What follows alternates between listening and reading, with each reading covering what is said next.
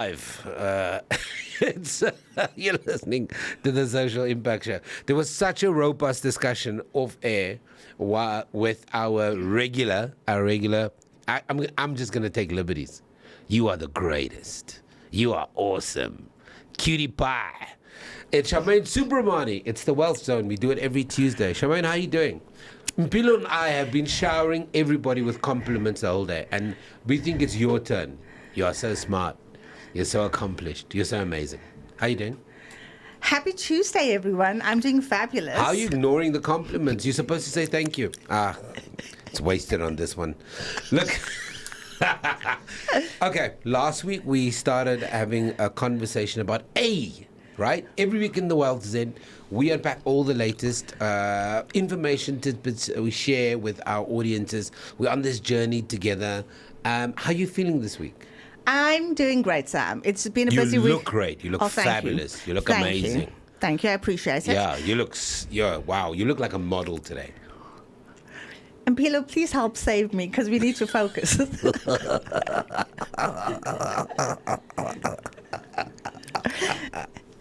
You look like you walked straight out of a Vogue catalog. I'm just shouting. I'm giving praise. You know, the guys. I appreciate it, Sam. Thank you. And then whilst we're in the conversation, can you say something nice to me too? Sam, it's okay. I honestly mean it. I feel incredible being in studio with you. It's been with you and Mpilo. Can you give me another one? It's been a while since I've been in studio. Yes. I know you guys host an incredible show and spread love and light, and I appreciate you, both of you. Can I get another compliment? Make it 3? Sam, what's with the compliments? Okay. You've run out of compliments? I'm generous by nature, I always do. I gave you 15 compliments. You only gave me 3. Next week, I expect 4. Okay, let's continue. On this journey, please keep score, Mpilo. Please keep score. 15 compliments. She's only given me 3. Okay. By the way, really love your jacket. That's 16. Okay, so let's go with A today. We talked about being an asset last week, and we continue that conversation.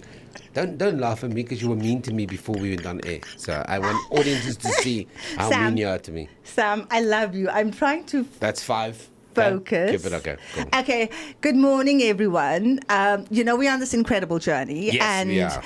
Today, I think we should build on the concept of being an asset. Yes. And you are an asset to this show, by the way. I appreciate that. 16. Thank you, Sam. I'm going to get the end of this. Okay. Yeah. Let's stop this, Sam, and let's get into the vibe. Let's get into the vibe. Absolutely. Okay. Let's keep moving. Because you bring a great vibe with you to studio. 17. Okay, go.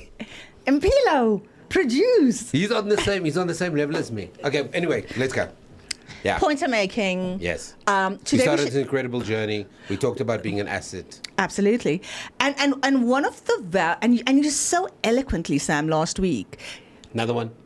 Actually describe what being an asset is and how you can create value.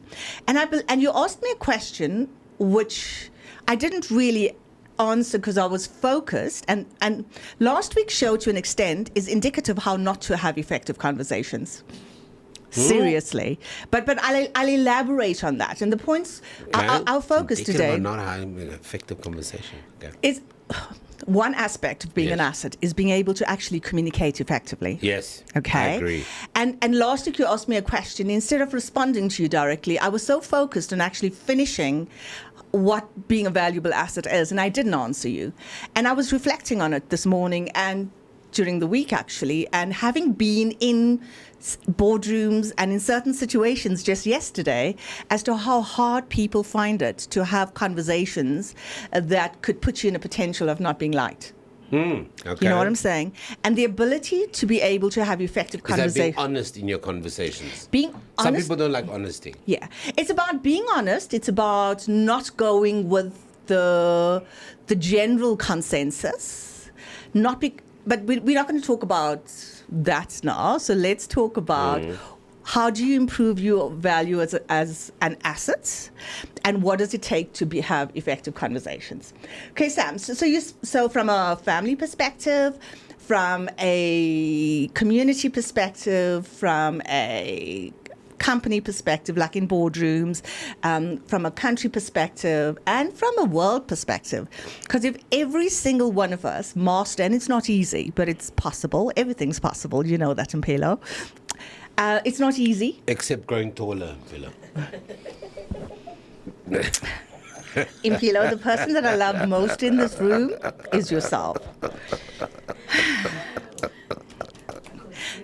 The challenge most people face is is this where I should be leaving? No. And come back No, we're next listening week? to you. I think everything is possible until it's impossible. Okay, but Most things are That's- yeah. the point I'm making. No, most I things agree are with you, I actually agree with you. possible. I agree with you. And most of the challenges and most of the issues that we actually face is either we choose not to have the conversations Yes. because it's hard, or we don't have effective conversations, or we don't have the tools to have conversations that allow for a productive dialogue. It's sometimes they're stalemates, and that's the reality of things. Impilo, you're giving me this stare. You're listening? Okay, great, thank you. So Sam, are you with me? yes, I am. I think it's valuable what you're saying. No, it is. It really is.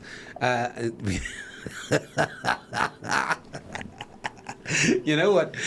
Not to irritate our listeners, we're just in a good mood. Today's a great day to be alive. And you know, Sam, you need to understand. Yeah. People sign in or dial in to listen to us, No. wanting to be able to get some level of value. by now- and I don't think by now, this our- banter. By now, our people know us. So you were saying that it's our people; they know us. You're talking about the value of being an asset. I agree with you. And it's how to become a valuable asset. That's the question.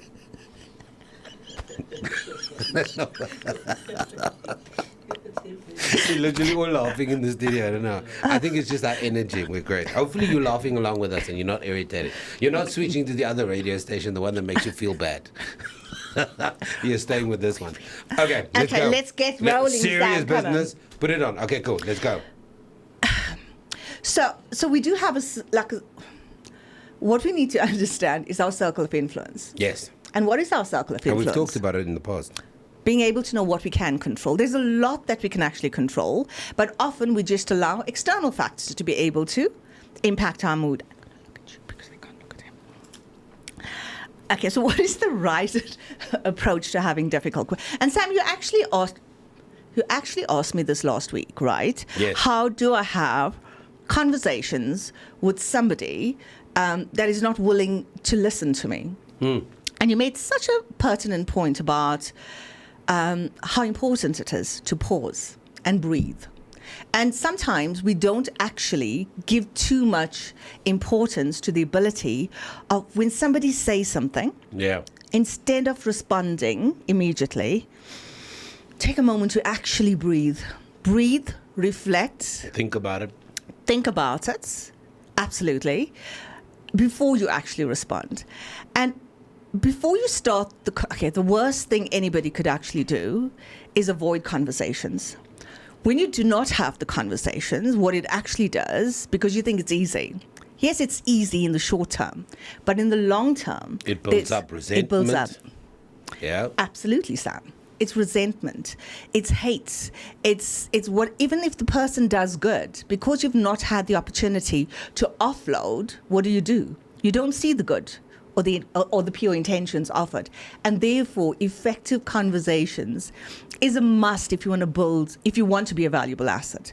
Because effective conversations take you to a piece of progress. It takes you to a piece of movement. It takes you to a place of peace. Actually, we wouldn't have war. But can I ask a question? What? Can I be the devil's advocate here? Mm-hmm. What if the way, and let's not talk boardroom. That's a different conversation. Let's Sure. talk between two people that know each other, Okay. that live in the same house. What if the way you approach the conversation is already triggering? Some people have a way of bringing up the same stuff over and over because, as the experts tell us, you've not resolved it, right? So because you've not resolved it, it will always creep up. So if we're arguing about, let's say, for example, not taking out the trash, if we're arguing about the person being late to pick you up, if you're arguing about something that hasn't been done, the thing that hasn't been resolved is somehow the underlying thing, and it always comes up. So what if your method of communicating, and because you use the same words, is triggering? And then there's this idea, oh, I know what you're going to say. I've heard it before. Okay, Sam. You know? It is okay. So what we need, we can control how we choose to respond. We can control our emotions if it's important enough for us to have a dialogue that's going to move us forward. Point I'm actually making. Okay. It is critical for us not to get emotional and regulate your emotion.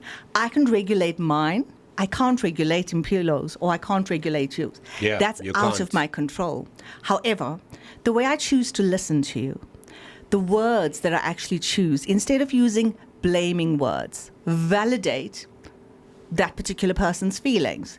Yeah, I understand, and I'm sorry I'm late today, and I know this irritates you, and it was not my intention to do so. It's the way you respond to that stuff. And yes, you could be late for matters that are really, really important, but it's not about you right now. It's about how you respond to that person's emotion. The intention is to be able to listen, to validate their feelings, allow them to be heard. Do not pass blame. You don't say, oh, I always do this for you, but you don't actually appreciate it. Well, No. this is the first time I'm late and you're late all the time. Something like that. Don't. The intention for progressive dialogue, or when you're having these dialogues and conversations, you want to do it because it's important to you. You do want, we're talking about people in our families and things of that sort. Why is the divorce rate so high? Because people don't have effective conversation. No. They allow resentment to fester. They allow, do you know what? If we can just, it's not easy. Yeah. Impilo, my words, but it's possible. And we need, everything takes, anything good takes time, effort, mastering the skills, and don't be manipulative. Effective conversations is not about manipulation. It's about seeing them, understanding them, being empathetic to why they feel that way, and asking open questions. What does open questions actually do? It allows the person to be able to engage without feeling judged, and it's exploratory in its nature, as opposed to coming to a conclusion. Absolutely. It gives them an opportunity to be able to express themselves. Don't interrupt. Yeah, I was Just about don't. to. No, but you and I are different. we're having a conversation. We're having a conversation. Can I ask a question? Let me interrupt. I don't know why people do this, but some people will tell you, well, you know, I'm the quiet type, and once it becomes too much, I explode, right? And they kind of carry that the same way an archetype in a movie, the strong but silent type, right? And then one day it all explodes. Is it better to bottle it up, keep it for the sake of not having an argument? Or is it better to have these micro conversations on a regular basis to say, because some people go, but then that person is nagging. So how do you approach it? Because there is the strong silent type, I will suffer in silence. Not everything I should rise to. Not everything this person does is meant to offend me. And then there are those that they want to talk about everything. And some people will see that as a good thing, and some people see that as a negative thing. So how do we find the modus operandi that works for you, or as a couple, or as a person? Sure. Okay, but let's look at it from a perspective of a couple. You need to go back to the why you guys are together. Okay. You know, sometimes we don't give credit to why is it that we got together. What is it that we want to actually achieve together? It's all about the conversation needs to go to a point of solution where we both together are going to collaborate to get to the outcome we so wish.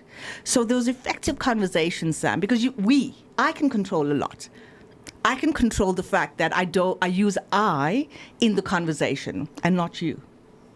You know, I feel this way for the following reasons. It's not like you always do this. You're always late. Because that gets your back up. That definitely gets you back. So it's about understanding why is it that we want to have this conversation, how important our relationship really is, and how do we navigate this place together. Yes, the silent type may not have the courage or may not have the conviction to really express themselves.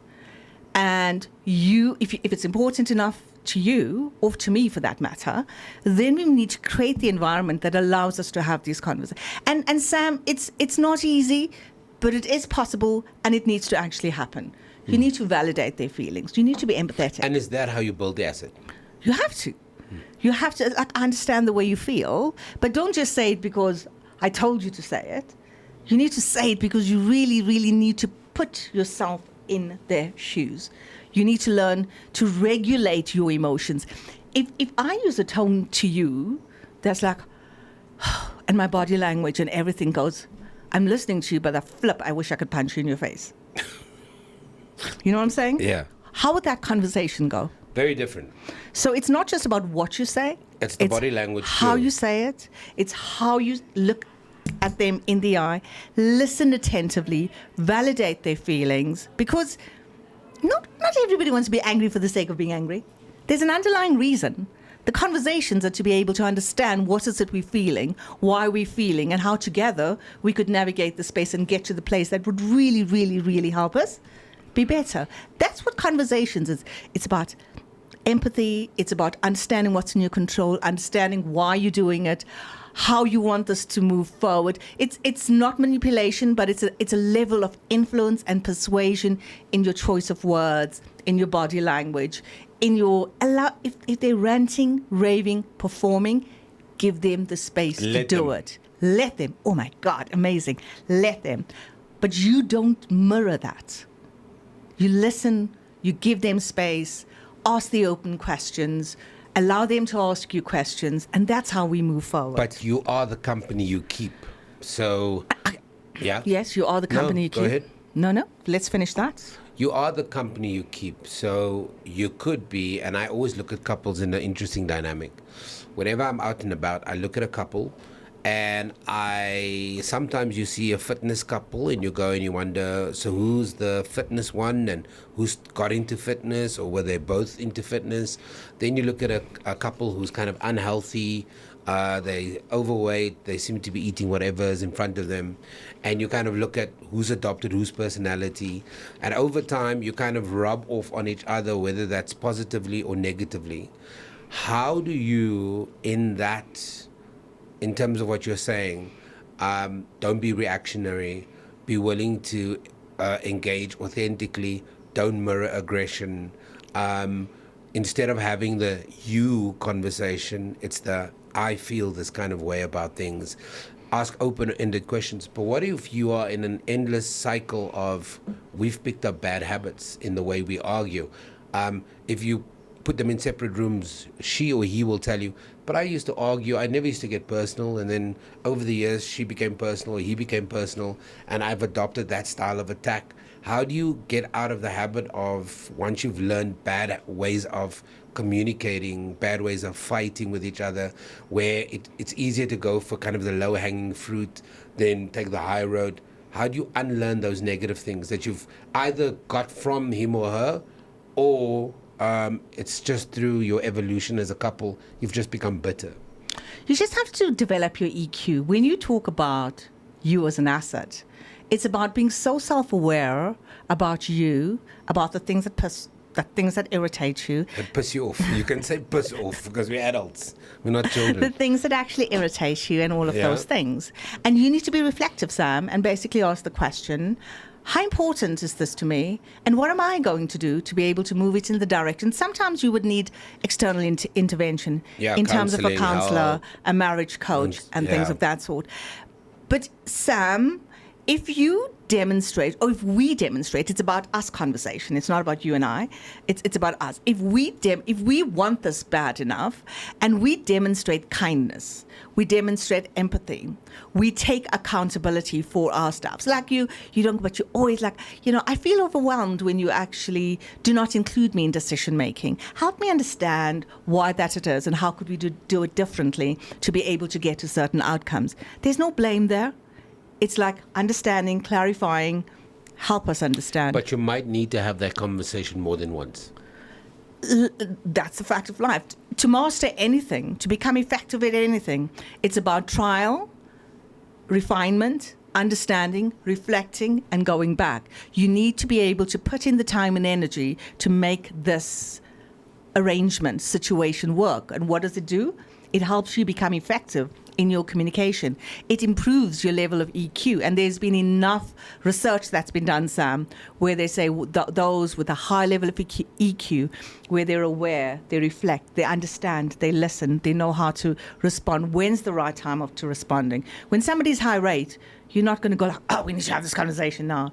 It's like, I saw this. You might have to give them a cooling down period. Or, and or even yourself. I felt helpless that I couldn't help you at that stage. Can we please have this conversation for me to better understand what is it about me that triggers certain situations? But yeah. Okay, so as we wrap up this week, and it's a thing that we have to do. In terms of, we can still continue this conversation next week, but. What are the big takeaways that we have to think about this week? I think about, first ask yourself as to whether I am an effective communicator. And if not, what is it that I could improve on? And go seek those lessons to be able to, practice, be aware of, and start implementing. You can have all the knowledge in the world, Sam.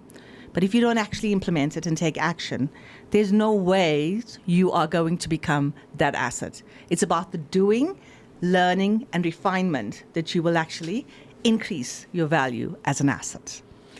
Just spending this 20 minutes with you, I already feel like I'm an asset in our area. Sam, it's just been great being here, and just love and light to you, Impilo, and all our listeners. Have a great day. I have no idea why she only gave you love and light and nothing towards me. But anyway, I think I just get darkness and sadness, and you get love and light. Okay, next week we're back. Charmaine Soobramoney, who is this smart kid on the block, is not only doing mentorship for a lot of people, but she sits on the board. She's a hard worker, and this is what we do every week. We're on this journey together, and we are going to grow together. They can hear you. They can hear you, by the way, Charmaine. They can hear what you're saying because the mic is on. I just said I love you, and I'm not coming back. I still have to teach Charmaine radio etiquette. So this is what we do every week. It's called The Wealth Zen. Thank you very much for joining us. We really appreciate you, Charmaine. I appreciate you. To our listeners, get in contact with Charmaine. Charmaine, where can they email you if they want to get a hold of and unpack more issues? Sam, I am the change and free@gmail.com. On that note, though, regarding our conversation last week, somebody did email me, and I do have the one page on the ETFs that we spoke about. So yeah, just very quickly remind our audience what the ETFs are. The ETFs was the type of assets that you could actually buy on the stock exchange. They're passive shares, and they're low cost, and they help you create wealth, actually. So I have a one-pager listing the platforms, the popular sort of ETFs, and how you could go about starting your investment journey. I love it. And I am the change. And free@gmail.com. There we go. 9-1